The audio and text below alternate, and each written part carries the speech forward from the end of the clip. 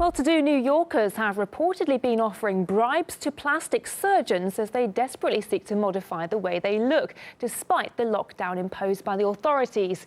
We got a first-hand account from Steven Levine, one of New York's top plastic surgeons, who's worked with some of the world's most famous people.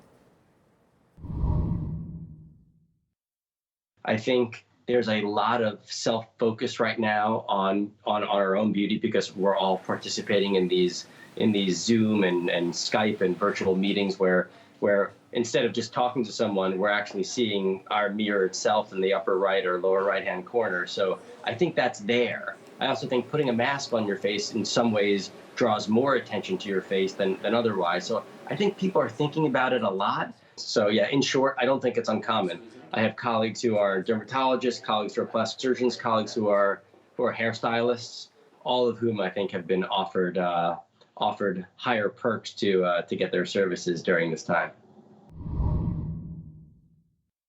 The consequences could range from a financial penalty, so having to pay a fine, to potentially something to do with licensure where you could jeopardize your medical license. But also, ultimately, we want to do things when it feels safe to do so. First, I'm a doctor, and ultimately patient safety comes first.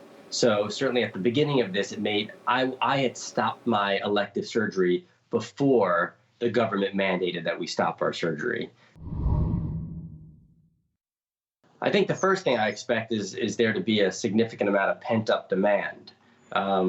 Trend-wise, you wonder what there'll really be in new trends. It's easy to say, well, people are going to care a lot about their eyes and this region because they're sort of masked from their nose to their chin, so that's reasonable. Another thought people have said is that they're going to focus a lot on their bodies because their faces are covered. But we know that there exists plenty of regions on the planet where people, and women in particular, routinely cover their faces, and yet plastic surgery is extremely prevalent in those areas. So I anticipate the demand to continue to look your best so that you feel your best will be steady from pre-COVID to post-COVID.